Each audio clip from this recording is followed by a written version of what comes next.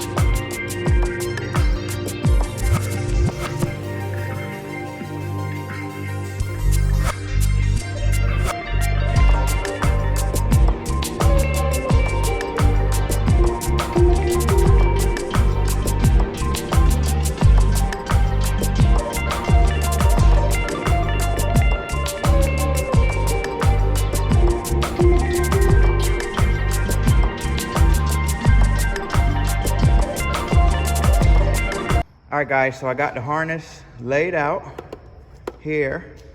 I always recommend laying out your harness so you kind of have an idea of where you're going to be running your wires.